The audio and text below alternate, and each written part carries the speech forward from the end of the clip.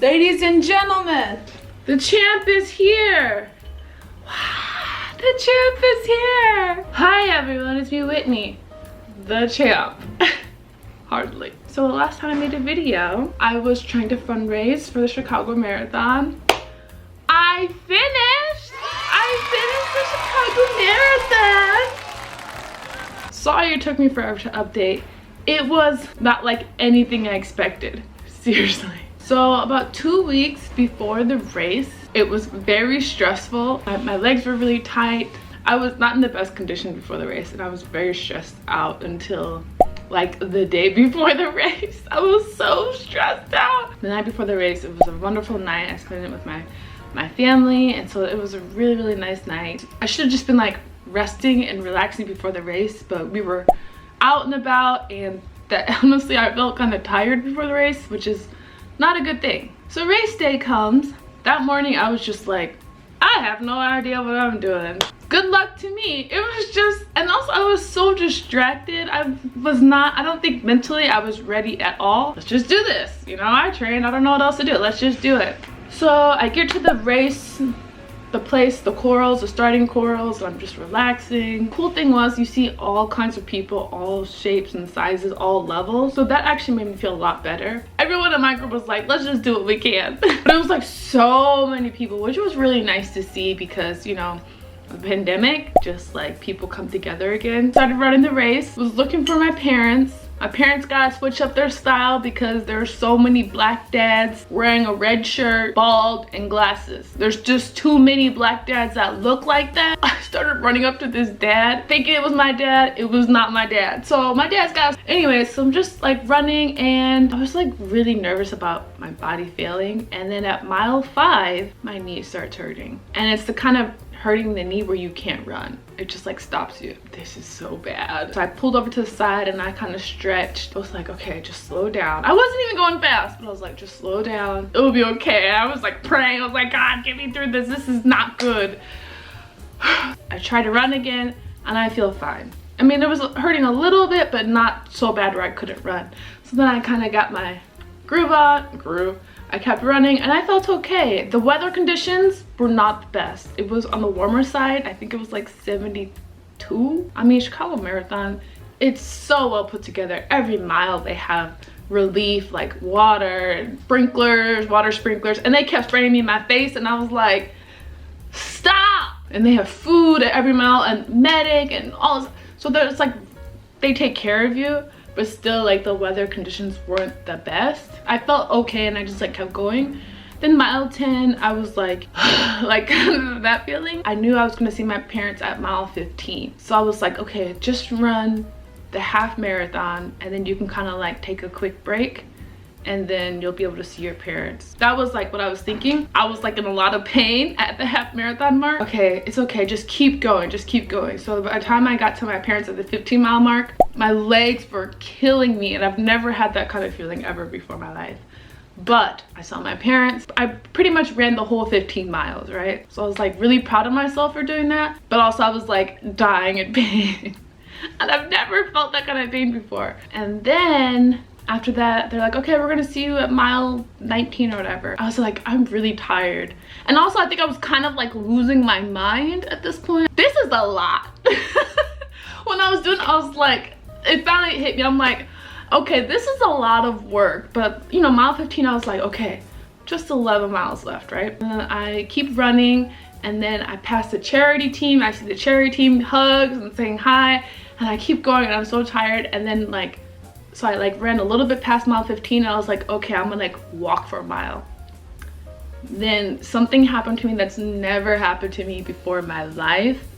It was so scary. My legs just cramped up completely. All here, all the way down to my toes. Everything cramped up. And so I was like forced to walk. So I just tried to walk.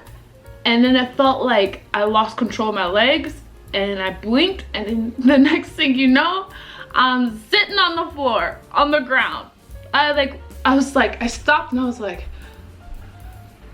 and I not woke up, but like, yeah, I think for like a couple seconds, I like kind of just like lost it. I really think my body went through some kind of shock. And opened my eyes and I was just like, what happened? And then I was also like in so much pain. These 3 runners, 3 women, they came up to me. 2 of the girls just started massaging my legs and like massaging my feet, and they were just like, it's okay, you're gonna be okay, how do you feel? Because my foot, I've never seen this before in my life, my foot turned in like 45 degrees. It just like literally turned in, and it looked like my foot was broken, and I was just like scared because of that. And they're like trying to massage it. They're like, you have to massage it, you have to move it. And I was like, ah, I was screaming. And the one girl, she's giving me Tylenol, she's giving me salt pills, and she's giving me all this stuff. And then she's like, the one girl's like, I don't even care about my time anymore. I fell at mile 2. I'm gonna make sure you finish this race. Listen to me. You're gonna get up. You're gonna effing finish this race. Do you hear me? You're gonna finish this race. And I was like, I want to finish. And she's like, you are. She was like, and I was just like, this is a lot. They just like stayed with me for a while and just made sure that I was okay and just tried to get my legs to work and not totally cramp up. Honestly, that was one of the best parts of the race, just the spirit of the race, just everyone encouraging each other. People just would talk to you during the race, and that was like really, really fun. Everyone cheering for you and all the signs and stuff, that like the encouragement, that was the best part to me. Like I could at least move a little bit, and I was like, okay, you guys keep going, thank you so much. And then they just kept running, they left me, and then I was like still sitting on the ground. Then all of a sudden I hear someone say, Whitney, and I turn over and my family is standing there watching me sitting on the floor. So they had just seen me like 10 minutes before, and they were like walking past to get to the next mile, and they see me just sitting on the ground. And I was so embarrassed in the moment, because I was just like, oh my gosh, I failed. Like, this is so embarrassing. Well, it is what it is. So I was like, I need a banana. So luckily a CVS was like right there, so they ran inside, got me a banana. And then my mom actually just came into the race. I was like, just come here. So my mom came into the race, and she helped me get up, and she was just walking with me during the race. So me and my mom were doing the marathon together. We were like arm in arm. Like every step hurt. But I like, what else are you gonna do? Like, I didn't know. I didn't even know what was going on. I was just like, I don't know what to do. And then I got my banana, and I just like ate the banana. I kept like, I was walking slowly with them, and then eventually I could like kind of walk on my own, but I was walking like this. Can you see my waddle? Like a toddler, like a 1-year-old. My mom was like, just walk. You don't have to run anymore, just walk. And I was like, I can't run anymore. And so they're like, okay, well, we're gonna go to the next mile and you just keep walking. Which, thinking on it now, I'm like, I'm surprised no one just told me like, do you wanna just get on a go-kart and just finish? Like, you know, that's it. You did 15 miles, that's good, that's it. My mom was like, just walk and finish. Oh, I don't know. It's like, no one gave me the option of just quitting. Total pain, worst pain in my life, in my legs. So I'm just like walking for a mile. I don't know how long it took. Probably 30 minutes to walk a mile. So finally I get to the next medic station, and there's a lady there doing massages. She works for the marathon. So she gave me a massage. How's it feel? I was like, it still kind of hurts. And she's like, no, you're loose enough, you can finish. I was like, okay. So I got up and I just like kept walking. So I got to like mile 17, 18, and I was like slowly walking faster, but not by much. It's just like, at least I knew I could walk. Could not run. If I ran, my legs would just tense up and it was over. I saw my family again. They're like, you're doing good, but you gotta walk faster. And nobody understands. I feel like I'm gonna die.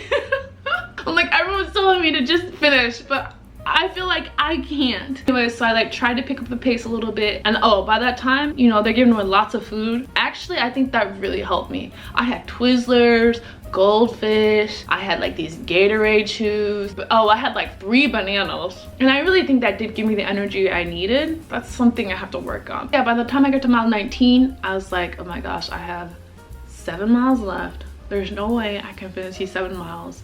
Walking like this, I'm not gonna finish. I get mad at myself, and I was like, your family came here to watch you. You're not gonna crawl across the finish line. You're gonna finish as strong as you can. So I like slowly worked up to a power walk, and I power walked for 7 miles to the finish line. And I'm actually, after the race, I was so disappointed in myself.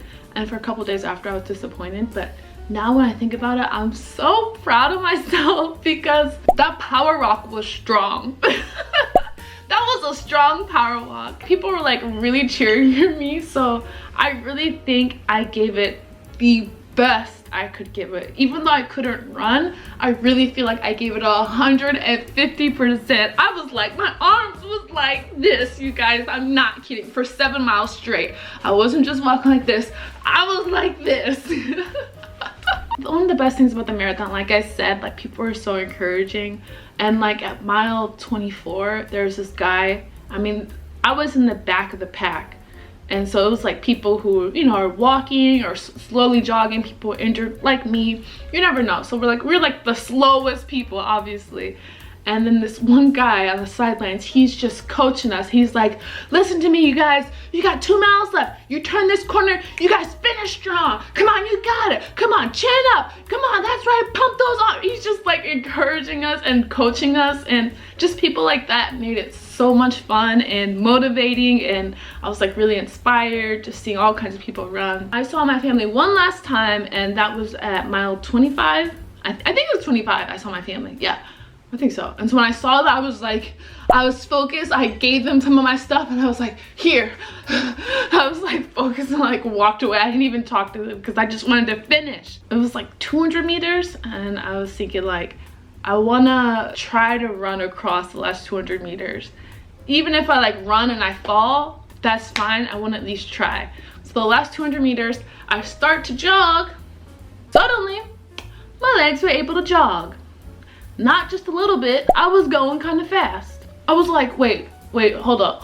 Jogging across the finish line. I was like, what is this? Like, what?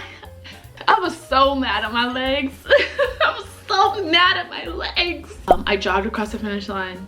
It was a very special moment. And Juliet Gutierrez, and and Bianca, and Laura, and Crystal. One of our Achilles guide runners, one of our incredible athletes finishing now. Congratulations. My time was like over 6 hours, hoping to get just at 5 hours or a little bit under, like maybe like 5 or 10 minutes under. That's what I was hoping for, but it was way over 6 hours. But it was within the time that was allowed. So, but when I found out my time, I was just like so devastated. And also I just felt so bad to my family, like walking around waiting for me for 6 hours. I felt so bad, but thankfully my friend was like really helpful, so it was fine. After the race, I was like tired and I was so crabby because I was exhausted.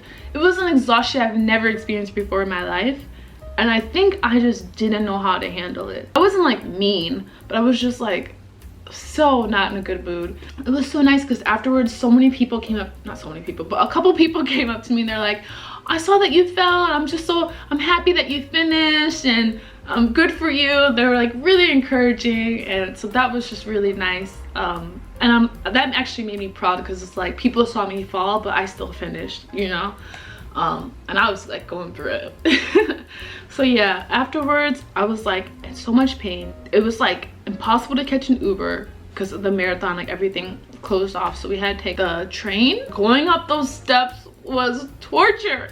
Coming down the steps were torture. Got to the hotel and I just tried to relax and just everything hurt. My stomach was killing me, my legs were killing me. I was just, yeah, it hurt. The day after the marathon I was in pain, but the second day after the marathon I like could not walk. I was walking like I had wooden legs.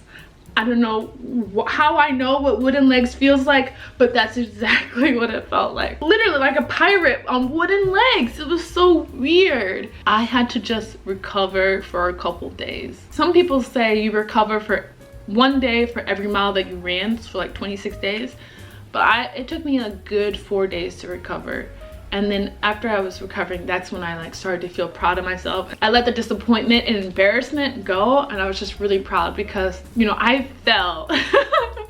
I fell on my butt, and yeah, it was bad. I was like disappointed because I was like, I did all this training and I couldn't even like run the entire thing like I wanted to. But if I never did all that training, there's no way I could have kept going after I fell. And there's no way I could have like finished so strongly if I didn't put in all that training, all that exercise. So the training really paid off. Of course I wanted to run the whole thing, but I'm proud that I was able to do what I did. I'm really proud that I finished. Now I feel so glad that I did it. It was such a good experience. It was a lot of fun. As hard and difficult as it really was a lot of fun. So much good energy. And even just leading up to it, just the support of everybody. Oh my gosh, to everyone that donated, to everyone that supported, to everybody that left me messages, comments, all that kind of stuff. I thought about you guys when I was running. When it was really hard, I was just thinking about all the people that were on my side and cheering me on. Seriously, so thank you guys. It just, like, yeah, it was all coming to me when I needed it the most. So thank you guys. So what's next for me? I heard there's this thing called marathon blues, when you kind of just feel sad after the marathon. I didn't experience that. So I was, okay, this is such a long video, but after the marathon, I took a week and I ate all the stuff I wanted to eat. Ice cream, Chick-fil-A, soda, Dairy Queen, like all of that stuff I was refraining from eating. I ate it all in a week. And then after a week, my legs were feeling stronger and I started running again. I only did a mile. I ran twice and I ran for a mile. So yeah, I'm just like really taking it slow. And then this week I ran 3 miles. So I'm really taking it slow. I worked out in the gym, kind of still stay in shape. I like exercising now. But I definitely am kind of like, well, what am I supposed to do now? Because that was like 8 months of my life where I was just like training and kind of focus on that. But now I'm just like, what am I supposed to do now? I have like nothing to do. I need to decide if I'm gonna do it again. I mean, no, I know I'm gonna run the marathon again in 2022, or if I'm gonna take a year off and try 2023. I don't know. I need to like figure it out. And I wanna break 5 hours. That's just my goal. I wanna break 5 hours. Even if it's like 4 hours and 59 minutes, fine. But I know I can like run the entire thing or run a majority of it. I know I can do it. I'm just trying to do like a decent time, you know? I feel like it would be easier to do it now than later. Oh, I should show you. This is what it looks like up close, you guys. Look at that. It's beautiful, isn't it? It's beautiful. That's actually a really nice medal. Oh my gosh, Chicago is so beautiful. But that is the drama that happened for me the Chicago Marathon. The best thing is that I learned so much about running races. I mean, I grew up running races. I grew up running races. I was a competitive runner, right? So it's not like I didn't know, but I learned so much more about like marathon racing and just like what I need to do to prepare better, how to train better, and just about my body in general. So I learned so much, and I think there's a lot of changes I need to make going forward if I'm going to just race again. I think there's so much I have to change, and so I want to like challenge myself to do it, but I don't know, you guys. I don't know. Anyways, I just wanted to give you guys an update. It's been way too long, but I kind of got busy after the marathon, just doing a lot of stuff. Anyways, thank you guys so much. There's no way I could have done it without the support of my family, my friends, you guys. There's just no way I could have done it. So grateful for everyone's support, and I did it. I did it. Yay. All right, that's it. That's the story about what happened. I gotta go. I'll see you guys later.